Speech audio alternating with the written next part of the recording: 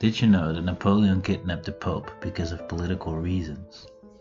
During the French Revolution, much of the Church's possessions had been confiscated by the French state, and they had been sold off.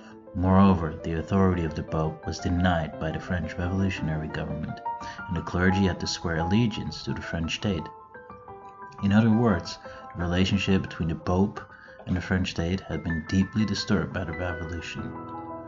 When Napoleon came into power, he tried to reconcile the revolution and a relationship with the Pope, which led to the signing and the promulgation of the Concordat in 1801.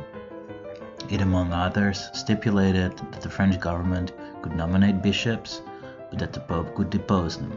Furthermore, the Pope renounced his claim to the former Church possessions, but Catholicism was recognized as the religion of the majority of the French people. However, in 1802, Napoleon's government added the so-called article organique to the Concordat, which was full of so-called Gallican principles, that is, principles which favor the National Church of France. These articles subordinated the clergy in France to the French state and Napoleon, and Pope Pius VII, in contrast to the Concordat, never ratified the article organique.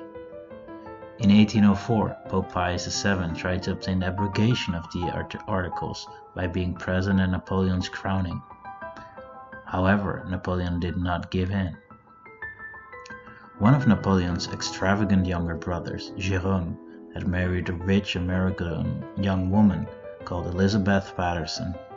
However, since Napoleon had the intention to marry all of his siblings for dynastic purposes, Napoleon opposed this marriage and had asked the Pope to annul the marriage, which the Pope had refused to do.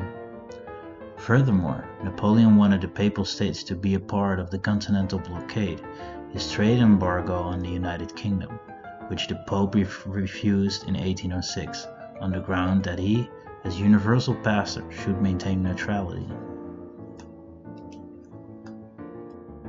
Napoleon's reaction followed gradually. He began incorporating more and more territories belonging to the Papal States into the so-called French Sister Republic of Italy. And in 1809, all of the Papal States were incorporated into the French Empire, and Napoleon declared the suppression of the temporal power of the Pope, that is, the worldly power of the Pope. The Pope responded by excommunicating the so-called thieves of the patrimony of St. Peter, that is, the Papal States, the usurpers, the troublemakers, the advisors, and the executors. 1 month later, in the night of the 5th of July 1809, a group of 110 French soldiers climbed the walls of the Quirinale Palace, broke the windows, and opened the gate for the rest of the squad to enter the palace.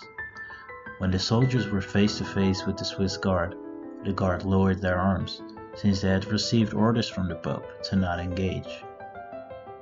After this, when the French squad reached the apartments of the Pope, Pius VII ordered the door to be opened. The squad leader, General Radet, asked the Pope to renounce his temporal powers, which the Pope again refused. On that, Radet gave him 2 hours to pack his bags, eat something, after which they left Rome by carriage. The Pope was held captive in Savona and later at the palace of Fontainebleau. He returned to Rome in 1814 after the fall of Napoleon and continued his pontificate until his death in 1823.